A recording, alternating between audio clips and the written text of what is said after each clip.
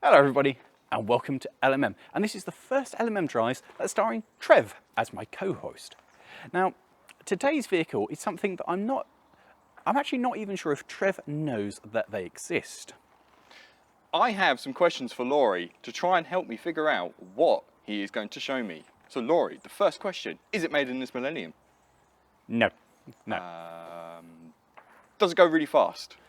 There are some bits of it which go fast, yes. Does it have a cracking sound system? It's a sound making device. It's got its own soundtrack of its own. No.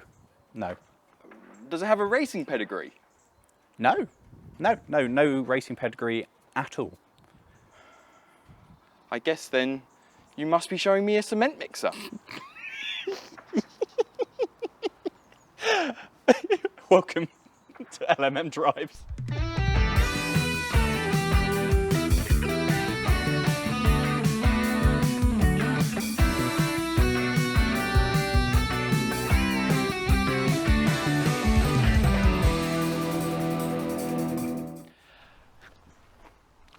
That's a funny looking cement mixer, Lawrie.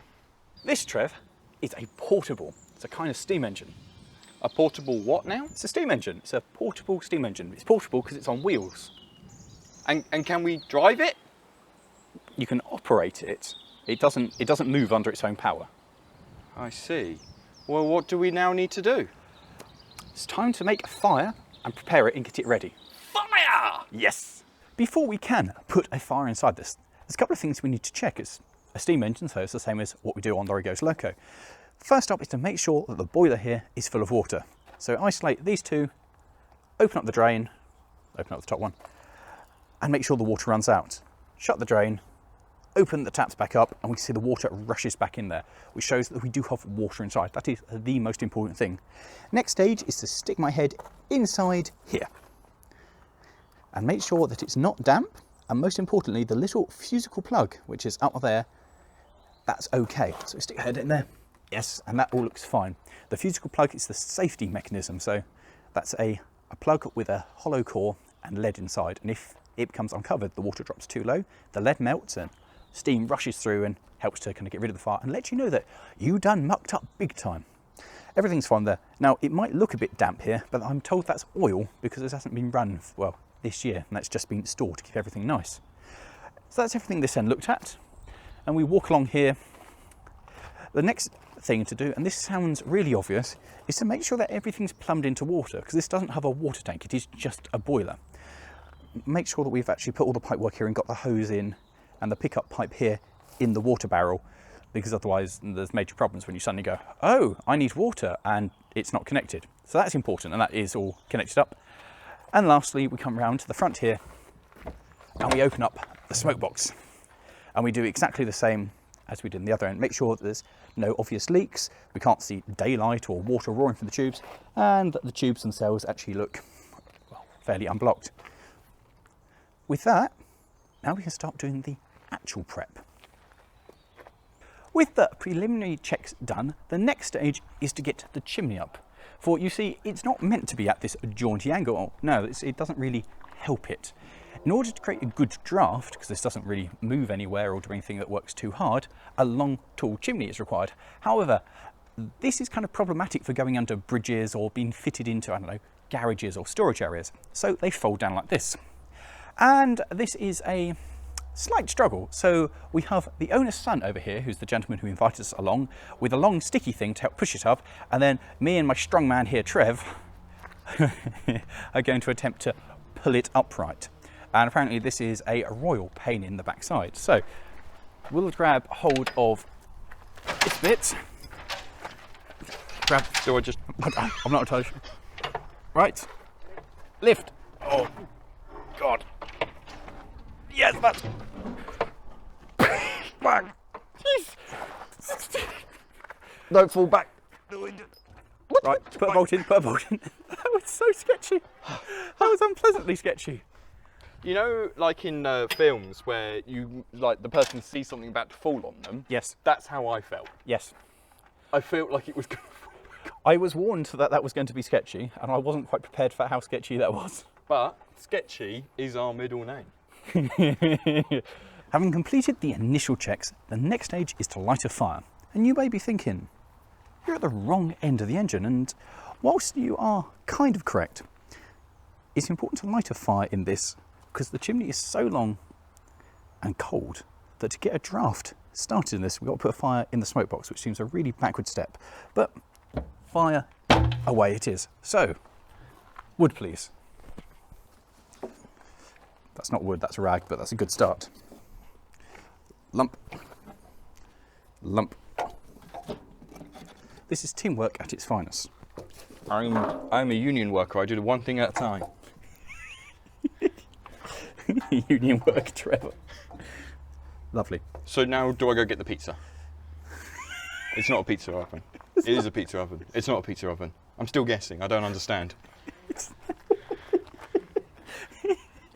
You have no idea what this is, have you? Absolutely no concept. I enjoy this part, making the fire, but... We take the lighter and just like that, set fire to the finger. Come on. This rag doesn't appear to be very oily. It's getting there. And it's making a crinkly noise. Man, I'm going to look so forward to eating some pizza in a minute.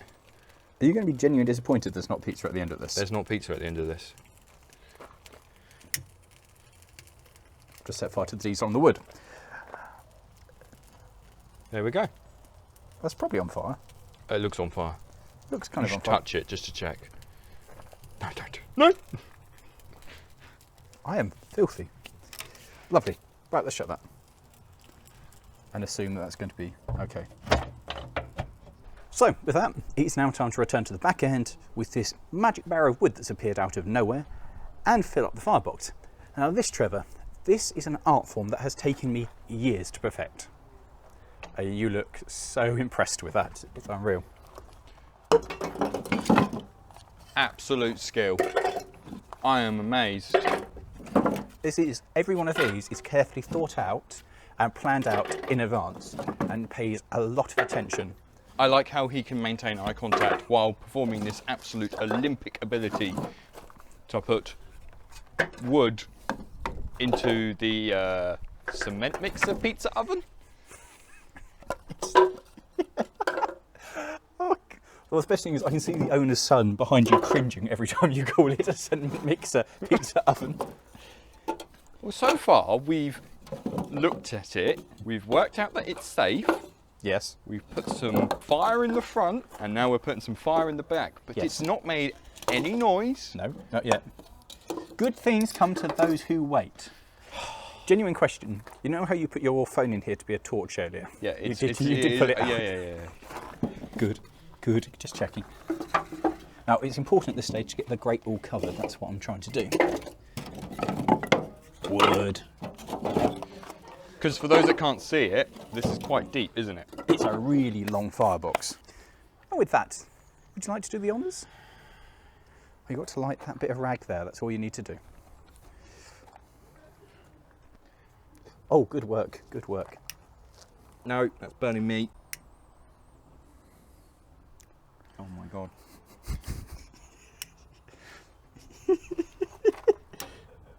Why is this so hateful?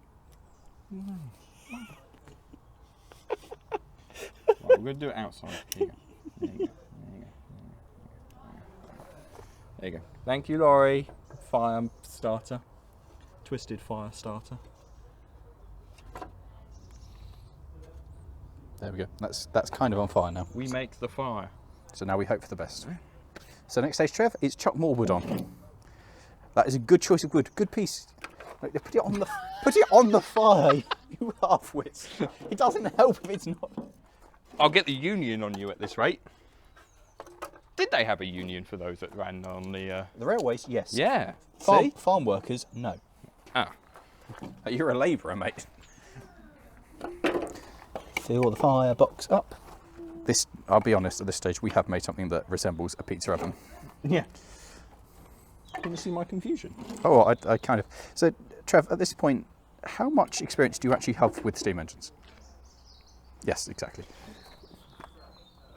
Including simulated steam engines, models, the whole lot.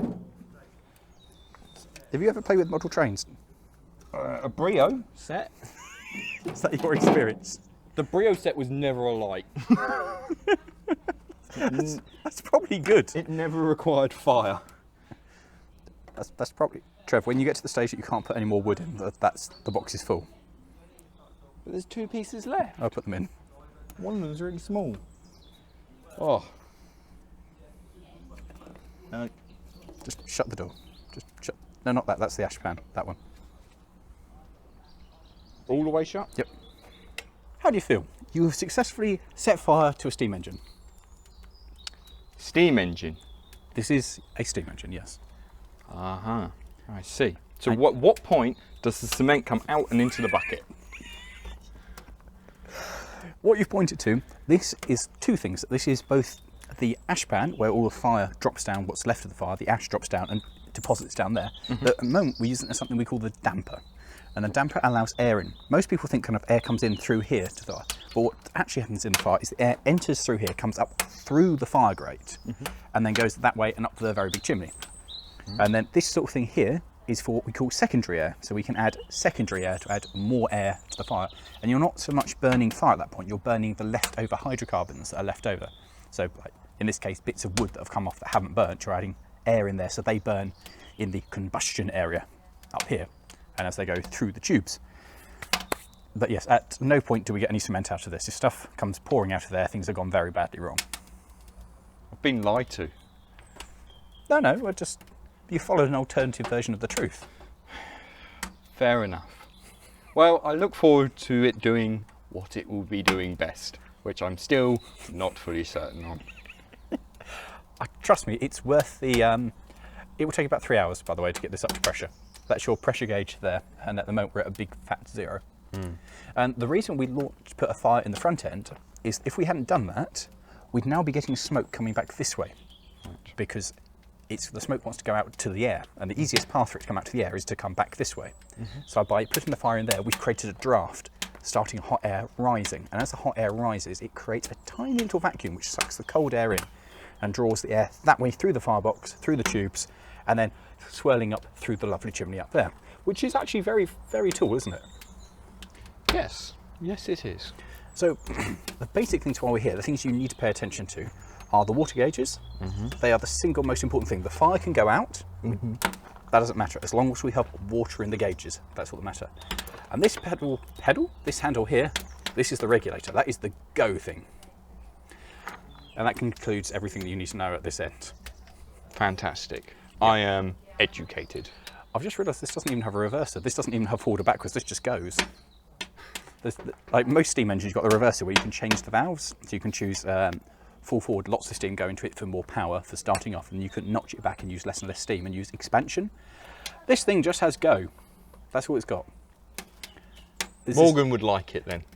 It just has go. Can you imagine how much Morgan would hate this right now? Yeah, he would not be enjoying this. One of the many fun things you can do while you're waiting for an engine to make steam is oil it up. Also quite an essential stage of before you actually do anything with said engine. So, as we're here, we have little oiling points here on the eccentric which drives the pump. Here, a little oil pump for the main crank, and another one here. Now, some of you may have noticed that the oil pots are a kind of a variety of types and shapes and designs. And this is because when the engine was recovered, it didn't have any of these. And this one comes off like there. So these are all replacement pots that have come from a variety of sources to enable this engine to return to motion and return to life. There we go, bit of oil in there. I think that's everything across there. So that's the crank done. He says if you can trust me guys, I am not. Yep, good, I can redo that. Next, we lean across here and there's just 2 oiling points here on the link that run the pump. There's one there, one there. And now on the side here for the bottom slide, There's a little hole there which we drop a bit of oil in, like so. We just keep going until it, yep, comes out the top. Same again here. Actually, I think this comes off. Oh, it does. Oh, that's much easier if we take the top off. Fill that up like so. And then put that on. A little bit of oil over the edge just to lubricate the outside, protect it from rust. There's a little pot here with no trimming in it. There's one there that we just put a bit of oil in for the governor. The top of the governor there, the top of the governor there. Another little oil point there that runs to the other side of the governor. That's it. Rather simple and quick thing to oil up. The last piece of lubrication we need to do is this, which is the hydrostatic lubricator, which lubricates the block, the valves inside here. First thing to do is make sure it is turned off because that's live steam behind that. Then we take the lid off like so. Nice, and then we can open up the drain valve here and allow any moisture that's collected in here and old oil to come out. And it turns out there is nothing in there, so we can shut that. This has been stored for some time. Now we can get my nice big tin of steam oil, which we've left on top of the firebox. You take the cork out of that, otherwise it won't flow. There we go. Which we've left on top of the firebox so that it's nice and runny, because steam oil is a lot thicker than lubricating oil. So we need to heat it up to get it to flow.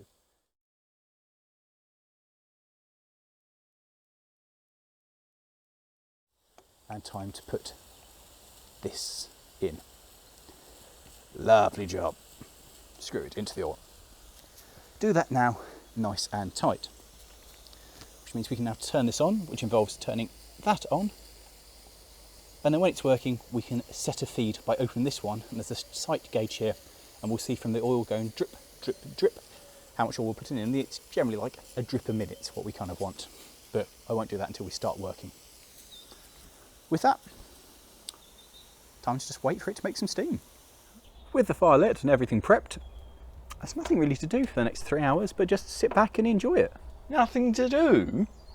Just enjoy a nice afternoon in the English countryside with the steam engine gently hissing and popping away.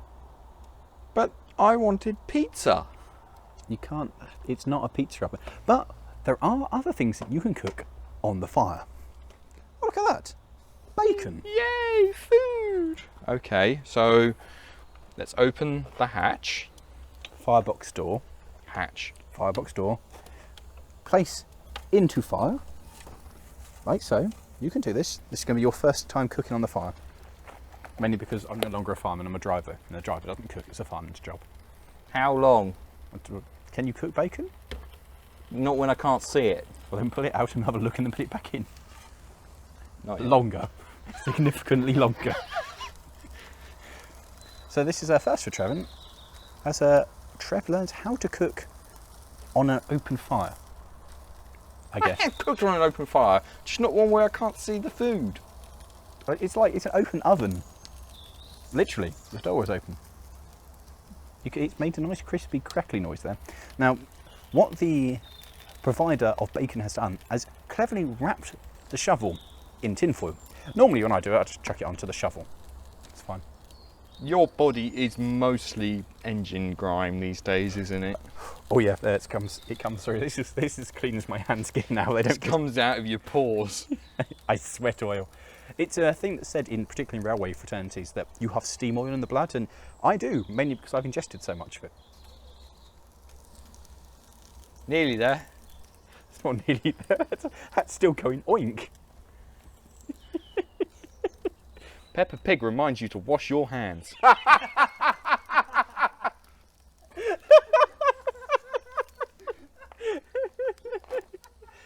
So, coming up on LMM, a new segment, Cooking with Trev. As we take Trev and try to get him to cook in the most unexpected and unusual places. Next, we're going to an active volcano. Have you seen people online who have been cooking hot dogs with 240 volts going through them? No, but I've got a really good idea now. Is that a thing? Yeah, two forks bound around a. Oh no! Bound around a. Do you want a cooking utensil? Yeah, a flipper. Like a flipping utensil. There's a flipping Would you utensil. like to do the flip? I'll do the flip. That's fine. No, not that you don't flip the entire foil. I'm alright not having engine grime inside me. It's good for you. It's good for you. Yeah, it lubricates your inside. What you've got there is people pay extra for this because this is a wood cooked stuff. You know, this is high. This is like Nando's. Yeah, this is wood fired, my friend. Wood fired cooking. I always thought it meant it was wood fried. I realised that doesn't make any sense. Do you actually listen to the words? They come out of your mouth sometimes. No one has ever commented on my pronunciation of words. Everyone always comments on you, little farm boy. Words be hard. Yokel. Got more than 4 letters, man. That's hard work. Especially if it's from somewhere that's not from us. I can't even pronounce the names of local cities.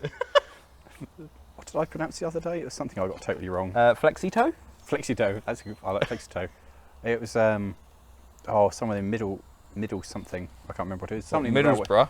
No, it wasn't that. Something in the railway terms I got totally wrong. Anyway, so this is a good thing to do. One of the nice things about having a steam engine is being able to cook on it and just enjoy the slower pace of life. Allow the engine to slowly come round, have a drink, cook something on the footplate, well, in the firehole door, and just enjoy the slower pace of life. There's nothing fast about this, and rushing it and trying to get it to go faster will just damage the engine. So it's just, you look so happy. So we can't bolt a turbocharger onto it. Oh, Trev, that looks like that's cooked to perfection, buddy. That's actually pretty... How do you feel your first time cooking on a steam engine? I want to eat it. That's good. I mean, that's a good start. I want it. I just no, put the camera. This is going to be the weirdest LMM drives. This is how all of them are going to go. Right. Oh, the paper's disappeared. Yeah, that's fine. Splat. Splot. Okay. Thank you. Now what do I do with this? No.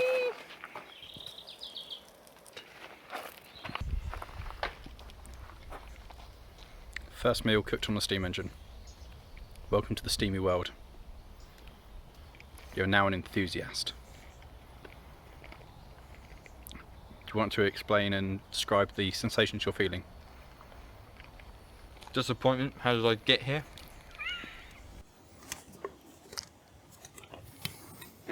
Lawrie, we've been sitting here for a while. What are we waiting for? Steam. Steam. It's got some steam. It's starting to make noises. But it's part of the joy of a steam engine is sitting and waiting and just letting it get on with its own thing. It's nice. There's very little that's as nice on a relatively nice summer's afternoon to sit having a drink, which is almost gone, and just appreciate a steam engine getting ready.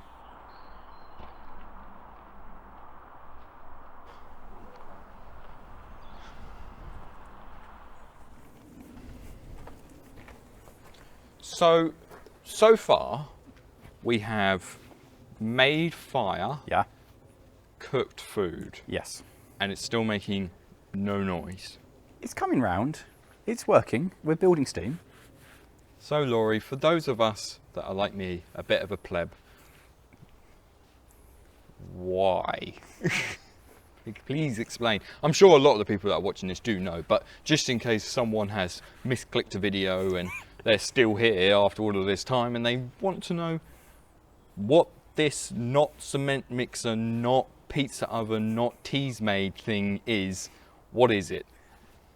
You don't know what this is at all, have you? You still haven't figured out what this is. No. Right, this is a portable steam engine, and it's called a portable steam engine because it has wheels. But it doesn't drive itself. No, it doesn't drive itself.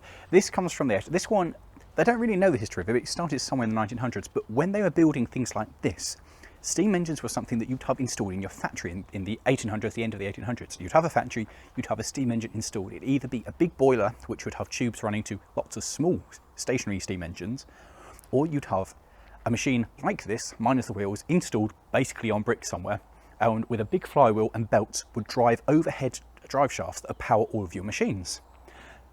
So somebody had the really good idea for the agricultural markets, if you could have one that you could move with a drawbar on the front and horses, you could pull it to where you need it, to your saw bench, to your threshing drum, to whatever you actually needed and set it up and run it there. This was a remarkable piece of engineering, this thing.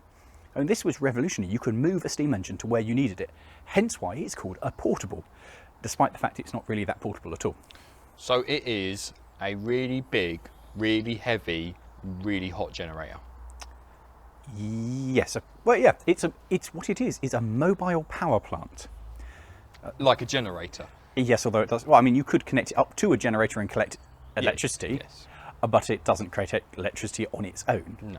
So it's wonderful. And this one is a particular. This is a Marshall, and they were known for this Britannia design, which is this thing with the round firebox, which is quite unusual. Normally you have a square firebox, whereas this is well known for this kind of barrel-shaped one. They're also quite long because this particular engine was designed for the export market. This one went out to Chile, and so it's got a very long firebox. The idea it's going to burn wood rather than coal or things. Lots of engines that went out to places like Ireland and to other countries, they were designed to run stuff that wasn't coal. Coal burns very hot, and there's a lot of thermic energy in it. These things, not so much. They're designed to run on things like wood, peat, and other things. So a large box with a large surface area with, to get as much heat out of poor quality fuel as possible. So this one we're running on wood. Now this thing disappeared off and went to Chile, and it spent its entire working life out there. And that is basically all we know at this stage. Welcome back. Went to Chile, worked in a town of Valeria, that's coming off on the screen now because I can't pronounce it, and definitely did some stuff. Worked there for some amount of time, plugged into a sawmill, and then was eventually just left to one side, and people came along, and as they do, went, oh, that's a nice piece of brass, I'll have that. Oh, that's a nice what's it, I'll have that. And eventually it became just a boiler and some wheels. And the big thing that's a shame for this is the identification plate. Its number went missing. So we know that it was built in the 1900s because that's when they were building these kind of things. But apart from that, absolutely no idea. We have no maker's plates, no stamps, nothing. It is a completely mystery engine. I mean, it could have been built yesterday. Well, probably not yesterday, but no idea. Identifying and tracking the history of this is basically impossible. All we do know is that at some point it was purchased and brought back to the UK.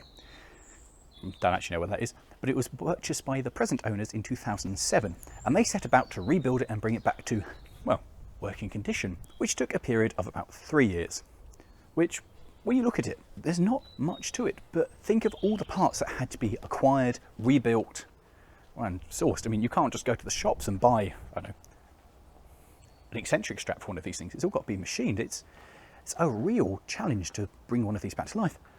And then of course there is the point that once you have it back into life, what do you do with it? You can't drive it anywhere. You just have it sitting here like this. I mean, I've always fancied a portable, but they are kind of, it's moving art. It's something you can sit and appreciate it as it's working, but you can't take it anywhere.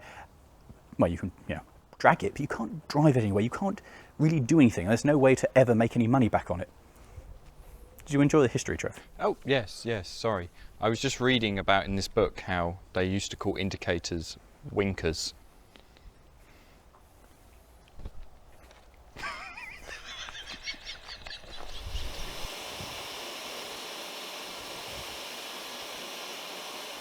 So here we are, my dear boy. After all that time of waiting, we are finally ready. She's simmering nicely, we have pressure. It's time for the grand reward, what we've waited all this time for. Cement. Pizza. Tea. Life, my friend. Life. It's going to produce a baby. No, we're going to bring it into life. Here, Oh, right. take my rag and take the lever. And it's a push it that way in a nice rocking fashion. So rock it a little bit more. And you can feel it moving, so you've got to push it out. Keep going.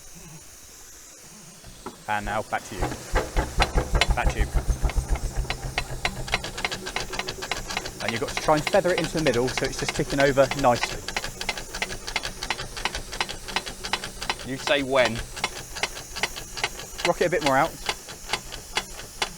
That's too far, bring it back.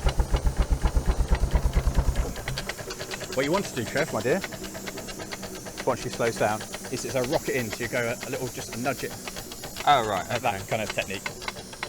Now? Let's slow down a bit. There's a nice banging noise here from where the damper's going, clang, clang, clang, and stuff. Right, so now, from now, yeah, just rock it out. So it's a little too far too hard. Shut it. Let me show you how it's done. You need finesse to be able to do this. This comes through the years of being on the footplate, so I mean, you've got to go in. That's a good start, Trev. There is a lot of force in that, isn't there, as it continues with no steam behind it. So it's a rocket like that. I mean, just hear her working. So all it is, it's just listen and react. There you go. And this, my friend, is the payoff for all the time we put into it to get this wonderful, I think it's a 4 nominal horsepower engine into steam and working. Is this not just the best thing you could do on a Sunday afternoon? I mean, I guess. Are you not deeply impressed with it as it's running and coming back into life? It is fun to look at. They're very pretty to look at. The problem is, if you've got something to do with it, like the owner of this uses it on a saw bench, you can actually make it work and do something with it. But as it now it's just a piece of art, just something to sit and admire in motion, just admire it going chuff, chuff, chuff, and sit back and have another drink and just appreciate it as it ticks over. And this is the rest of the afternoon, Trev, is listen to that. Now it's in, I told you it made noise. It's a sound system. It's beautiful. I will say this, Lawrie. Each to their own. Each to their own. Your face is really happy. I still don't get it. I don't understand where the cement comes in. I don't know when the pizza comes. But you're happy, and apparently it can run things. Yeah. It could run and kind of all sorts of machinery driving off the big flywheel. That was the whole point of it. I mean, there's nothing here at the moment to do that with, so it's just a matter of just listening to it go clank, clank, clank, clank, clank, clank, clank. Yes. Isn't it glorious? Do you know what it does sound like? Washing machine on spin. You've kind of ruined it for me, to be honest. It's strange, because there's no load, you're not getting any real chuff. Like, if you're working something, the thing would be going chuff, chuff, chuff at the same time. Bearing in mind, this is a piece of machinery that is well over 100 years old. This is a living heritage. This is part of the Industrial Revolution. This changed lands, how people work the land. You could power machines like for threshing, for cutting things. This was a huge part of our history and a huge revolution when it came out. I mean, 4 mighty horsepower. Nominal horsepower is what that's turning. This is impressive. This was cutting edge in the 1900s. When you had one of these, you were making it if you had one of these rather than a horse. That's a very satisfying noise. Is that not a satisfying noise? It's moving quicker. It does sound like it's about to go off on its own. I'll tell you one thing though, she's actually in really good nick, because there's a bit of noise when it slows down, but when she's under power, nothing's banging apart from that, so you stop that. The actual motion of the engine is all absolutely top notch. I really like this regulator. This regulator is superb. You just a little touch. So all it takes is, with the slack you've got there, it gives you an amazing amount of control on that, just to be able to nudge it in or out a tiny, tiny amount. That's very annoying, that. But that is absolutely, just nudge you about. That is lovely. There's no noise from the motion. It flies around beautifully. And the best thing about one of these is you could have really fun games, like slow her right down and then see how slow you can keep her on tick over. So we get it nice and slow. Games, you say? Yeah, that's the great. Things that you find entertaining, my young boy.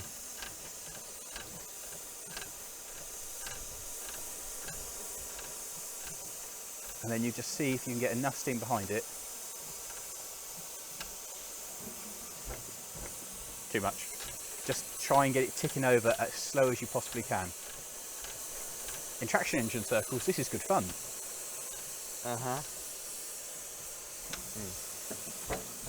Whoops. It's a bit harder than it looks as well.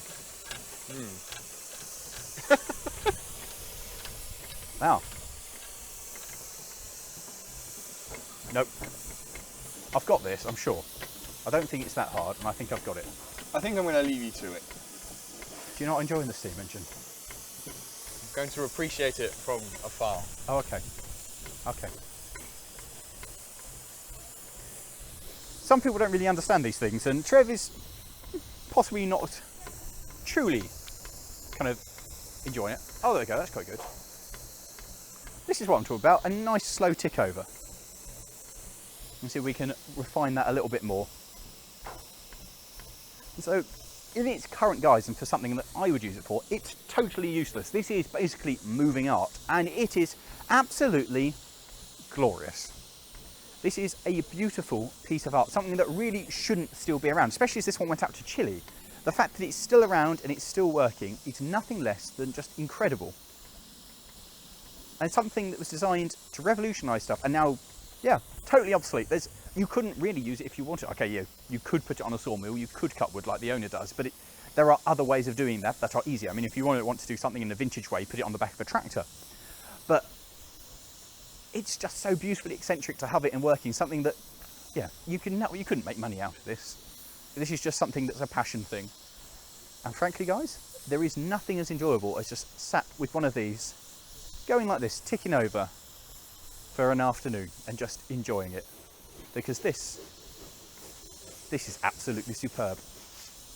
The advanced features that this engine has, as well as the governor to maintain speed, is we have an injector which is added on here. The steam feed comes off here with this bit of extra pipework to an injector down here. Now this is all plumbed in to be on the same pipework as the pump, which is ticking over here. The clack's behind this with a constantly running pump, but we can also use the injector, which will kind of boost the flow to it, so to speak. So the pipework is all done very cleverly. So they both feed to the same clack, the same way, but there are still two methods of getting water into the boiler, which is pretty smart. And at the moment, it's just maintaining the water it's got in with the pump. Some of you may have been looking at this engine and think, that looks familiar, and that is entirely possible. Over the last 10 years of this ticket, it's been out to 3, 4, 5 rallies a year, so entirely possible you've seen it. However, it's not an engine that you're going to see anymore. They're not planning to take it back out onto the rally scene. It's going to be an engine that sits at home, powers the saw bench, and is just for their own enjoyment. For they're currently working on a smaller 2 horsepower, little portable, same thing, but a lot smaller, easier to transport, and just, make it easier to get to the rally scene. So this one, unlikely to see this one unless you happen to know the owner and he invites you, like he has us, down for a private day.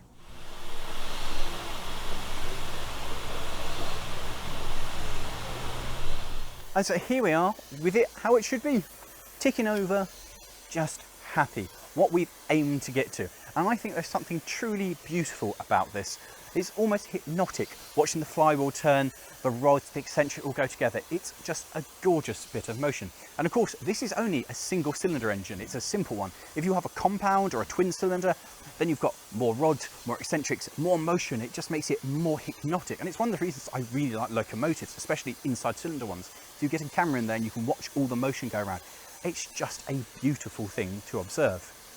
So what do you reckon about it? What do you really think about this after spending a day with it? It's all right. It's all right. Like, I appreciate it. I understand its historical relevance, and I appreciate you and the owner's time showing me around it and everything. And yeah, it's okay, but it seems like a lot of work to achieve. This, I might be more interested if this moved this and we were going somewhere, but we're not going anywhere. To be fair, yes, going out on a traction engine or a roller is a totally different experience. It's all of this, but you actually go somewhere and do something. This is effectively moving art, I think. It's a very pretty thing that's in motion, but it is kind of pointless without doing something. If we had a saw on it or it was powering something, it would give it some purpose. And yeah, I understand where you're coming from, because this is, well, a little basic. I mean, this is something I would love. I'd love to have one of these and just do this with it, just fire up, sit it with it ticking over and just appreciate it. And I mean, it's what they do in traction engine circles. They'll get it all together, put their engines into a slow tick over like this, sit down, crack open a beer or a soft drink, and just sit and chat and just watch the engines in motion. It's glorious. I mean, really, that seems like a really good way of life. And I think with that, that's the end of this video. Yeah, thank you very much for watching, guys. If you have liked this video, consider giving us a like. And if you'd like seeing things like this on the channel, then let us know in the comments. If you have something like this and you'd like us to do an LMM drives on it, then please get in contact and yeah, we'd love to come along and feature more things like this. We're also on the social media, Instagram and Facebook, and most importantly, there's our Discord server where you can connect with us, the LMM team, and other like-minded people to talk about things like this. And all the links to that, they're on screen now and they're in the video description. So with that, guys, really hope you've enjoyed it. Thanks for your time for watching.